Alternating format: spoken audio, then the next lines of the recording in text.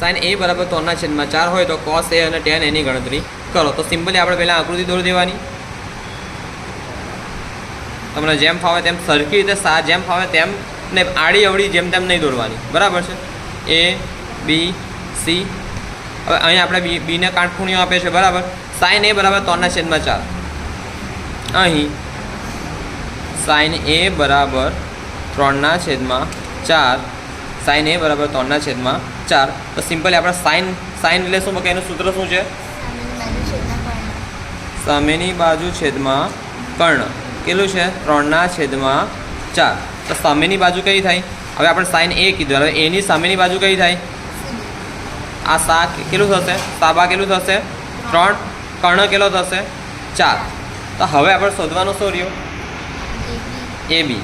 પણ મેં તમને એ પણ કીધું પેલું ત્રિપુટી ભણાવતી વખતે કે એ બી આપણે કર્ણ હંમેશા આ બંનેઓ કરતાં કેવો હોય? મોટો. સરવાળાની વાત નહીં કરતો, આ બંનેઓ કરતાં કેવો હોય? મોટો હોય. તો શું આ મોટો થશે? આગળ 3, 4, 5ની ત્રિપુટી અહીં લાગશે ના. કેમ તો કે એ 3 આવું થાત, 3 અહીં હોત, અહીં 4 હોત તો અહીં 5 ઓટોમેટિક મૂકે તો કંઈ ખોટું ના પડે. પણ આપણને અહીં 4 કીધું, અહીં આપણે તમે 5, અહીં સિમ્પલી આ 5 આવે નહીં તો કેટલું આવશે? તો આપણે પાયથાગોરસ દાદાનો પ્રમેય દેખીએ. ત્રિકોણ એ બી સીમાં ખૂણો બી બરાબર 90°. આથી પાયથાગોરસના પ્રમેય મુજબ બોલો, પાયથાગોરસનો પ્રમેય ખબર છે? કાટકોણ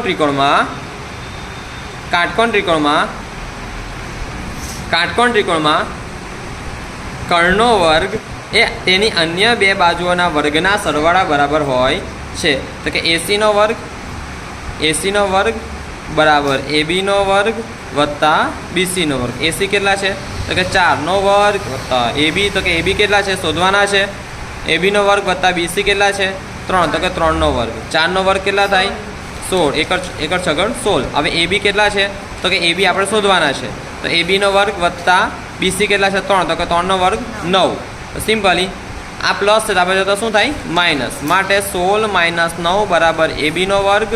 માટે 16માંથી 9 જાય તો કેટલા રહે? 7 બરાબર એબીનો વર્ગ. તેને એમ પણ લખી શકું, એબીનો વર્ગ બરાબર 7. આ માટે એબી બરાબર આ વર્ગ એમ જાય તો વર્ગમૂળ થાય, વર્ગમૂળમાં 7. એકમ કોઈ છે નથી, આપણે એકમ લખતા નથી. એબી કેટલું આવ્યું? વર્ગમૂળમાં 7. હવે આપણને કહે છે કોસ એ અને ટેન એની કિંમત શોધો.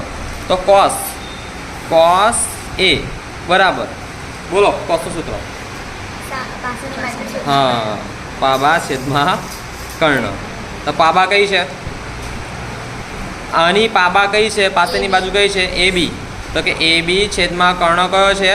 એસી. તો માટે કોસ એ બરાબર એ બી કઈ છે? વર્ગમૂળ 7. કર્ણ કેટલા છે? 4. કર્ણ કયું છે? એસી 4. તો કોસ એ મળી ગયું. હવે ટેન એ શોધીએ.